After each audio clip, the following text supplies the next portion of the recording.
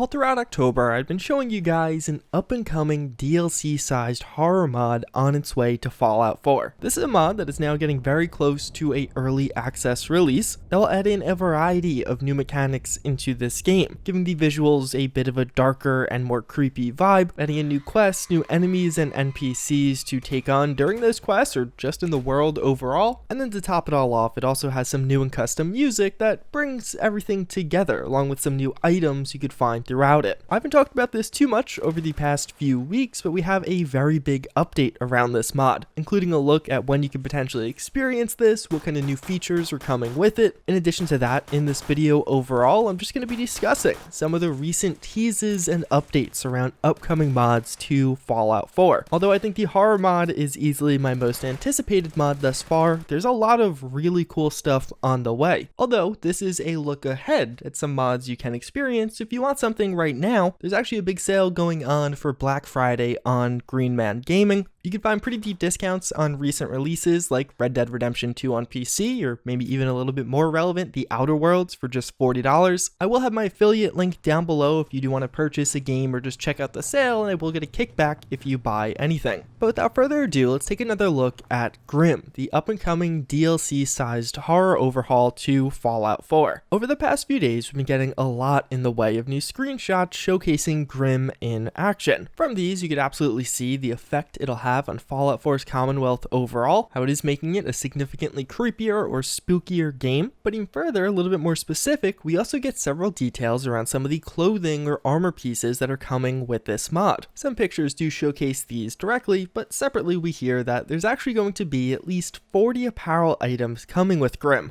And these different items can be combined to form 12 or so outfits. And that of course just being a work in progress number, so it is subject to change, but this is pretty cool. We've heard in the past how there's going to be quite a wide variety of items, several of which were shown off to us in the form of various weapons, but that alone is actually quite a few outfits, pretty much on par with several outfit packs that already exist with Fallout 4, if not even larger than several of them. But not all of these will just be generic or run-of-the-mill outfits, some of them will actually be special. They'll be difficult to find or rare, but also have some special effects to go along with them. One of these will dampen the fear effects that will come with this mod overall, so it'll make you less susceptible to some of those debuffs. Or separately, this helmet is going to emit light in all directions, so while you're wearing it and your Pip-Boy light is on, it'll do a good job at keeping some of the creatures farther away from you, which is pretty cool. It's very much so something you see out of the movies, but something that we really haven't quite seen in Fallout 4. Separately from that, in the images in the background, we also just see a lot of these outfits in action, and I think they look pretty cool, with many looking quite fitting, outfits you would expect to see in a zombie or horror experience or movie, and things that'll definitely be useful on your character or companions. Separate from that, we also get some closer up shots of some of the creatures coming with this, as well as a description that some of the textures or visuals on some of these creatures have been updated. These honestly look great. There's such a wide variety of interesting or new creatures coming with this one. We see some in these new images, but we've seen a lot in some of those past videos that I'll have linked down below. But even separately, as far as a release date for this one goes, although the goal for a Halloween release wasn't quite there, it seems like in the next couple of weeks there actually is going to be an early access release of this one. It'll only be on PC and it'll only be on the Mod Authors Discord server, which I will have linked down below if you want to join right now. So very shortly it should go into this early access so users can test some of its features, and then from there it will have an eventual Nexus release for PC users, and then sometime after that, as additional features are added, it will make its way to Xbox. But overall, this one's just looking to be pretty awesome. I've mentioned this in the past, but as we hear more and more about this, we see some of the new creatures, outfits, and other things. It really looks like it is going to be unparalleled in a comprehensive horror overhaul for Fallout 4. I've made so many videos about how to make the game scarier, or how you have to download these 20, 30 mods to really accomplish that experience. But with this one, based off everything I've seen or heard thus far, it looks like you really are just going to have to download one mod and you'll get a pretty scary Fallout 4. And I'm very excited to test that out. But one other mod that I actually think would be a great tandem to Grim is the Russian Assault Pack. I've talked about this a couple times in the past, but we just got the reveal of the final weapon in this one. In effect, what it's doing is adding in all of these various weapons you're seeing in the background into Fallout 4 as a pack. And even though we have a ton of weapon mods for Fallout 4, we actually have very few weapon packs. You can count the number of good ones on one hand. So either way, the final weapon coming in this bunch is going to be the SVD Dragunov. We can see some pictures of this one that look great, very true to form from what you've probably seen in other video games, movies, or even TV shows, but also it will feature, like much of this pack, custom animations. These also looking pretty good and really completing this overall, but of course one of the main appeals of weapon mods in Fallout 4 is going to have a wide variety of different customization or attachment options. And with these, you could really change the look of this one. So if you wanted something a bit darker or in a modern style, you can achieve that, or even something just a bit more compact. All in all, taking this all together, I am really excited for this one, not just for the Dragunov, although it does look awesome based off the pictures we're seeing in the background, but this pack in general. There are really not many weapon pack mods for Fallout 4, and I'm happy to see more of them. Based on the mod authors working on this one, as well as just the images we could see thus far, it looks like it is going to be a truly high caliber weapon pack, and I imagine a lot of people are going to really enjoy using it. Although separate from that, but kind of similar at the same time, we also do see a work in progress 45 SMG overhaul. So there's not too many details on this one, just more so a bunch of images. This one looks like it's going to be a Thompson mod or an overhaul for the existing in-game SMG. Like many mods attempting to do something like this, it will make it more true to form for the Tommy gun or Thompson that you know and love, and that definitely is cool, although other mods have done that. But where this one actually looks pretty awesome, to me at least, is it seems like there'll also be several different or more modern takes on the same style. And I have a really big soft spot for this type of content. I just think it is pretty cool, taking something familiar and traditional and giving it that unique twist. We see several variants of this. It looks like it will be a fairly large pack with quite a few customization options, and although there's not too many details as to exactly the scope of this one or when it may release, it definitely looks promising. Then we do have Night Stalker redone. Night Stalker is an existing mod that is out right now, but it's 2 years old. As such, the original mod author has decided to totally redo the model, and in a sense actually redo the mod to some degree. But this is also a part of the larger Fallout 4 New Vegas project, because as you probably know, the Night Stalkers originally appeared in Fallout New Vegas. So as you can see by these images, they actually look pretty great. He did a really good job of capturing the snake face on this one. It actually looks horrifying and just not something you want to mess with. The lore behind these guys is basically a pre-war creation attempting to merge a rattlesnake and a coyote, and then you get this pretty horrific result. So at a later time, you will see these in the larger Fallout 4 New Vegas mod, but also potentially a branch off into Fallout 4's Commonwealth, which would be pretty cool because we just don't have a lot in the way of NPC or creature mods. Although totally separate from that, we actually have some updates on the M60. This is a currently work in progress mod for Fallout 4. I've teased it to you guys a couple of times on this channel. There really isn't any big updates as far as new features or big new add-ons to this one, more so just that it's still alive. You can see by these images it looks absolutely amazing. Based on the people involved, it'll likely come to Fallout 4 as a pretty full-fledged mod, likely to have custom animations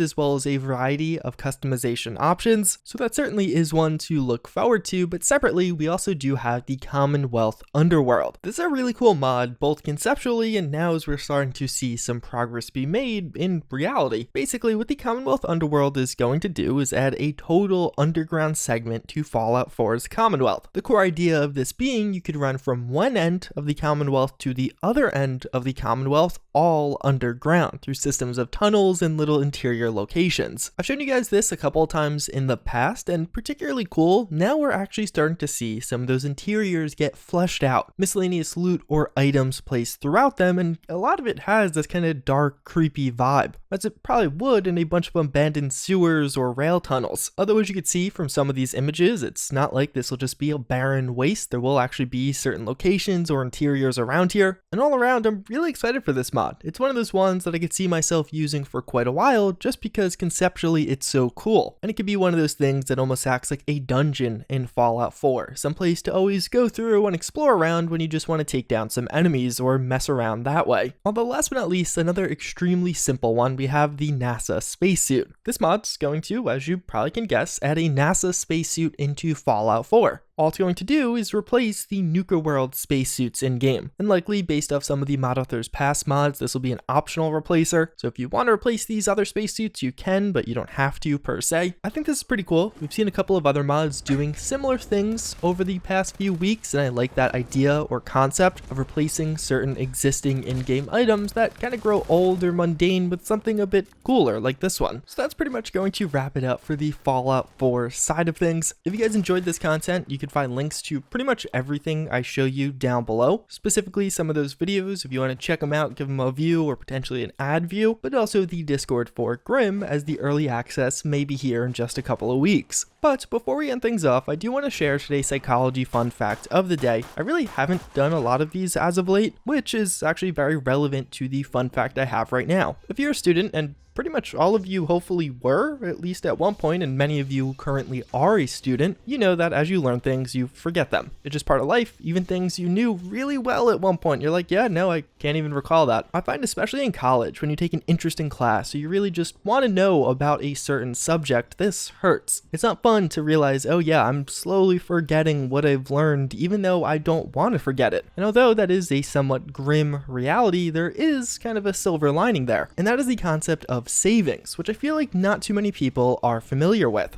This is basically the concept that after you encode certain information once or learn it, even if you later forget it or can't recall it easily, you will still have a bias towards that information and kind of have benefits if trying to learn it a second time. So there's a variety of tests actually showcasing this. In one example, people who actually had to learn a certain passage would reread that passage significantly faster, even if 13 months passed between the first learning of it and then having to reread it a second time. In general, one of the common examples is basically if you learn something, let's say in college, then 5 years later you have to learn that thing again. Overall, you will learn it more quickly if you had learned it previously, and how quickly it is really depends on how quickly you learned it the first time. But one of the pretty cool parts about this is it's not just a conscious process. Savings might occur for things you didn't even realize you had learned at one point. Like if you forgot you knew something, or if you just never realized you knew it in the first place, you may still have the benefits of savings when learning something a secondary time or learning something the first conscious time. So overall, the takeaway is don't be super upset if you feel like you're forgetting things slowly from college. As many studies have shown, you are likely to have certain benefits from learning it once if you were ever to encounter that information again or try and learn it again. Either way, that's pretty much going to wrap it up for this one. As always, again, I thank you for watching. I hope you enjoyed this video. But with that, I hope to see you all next time. Later.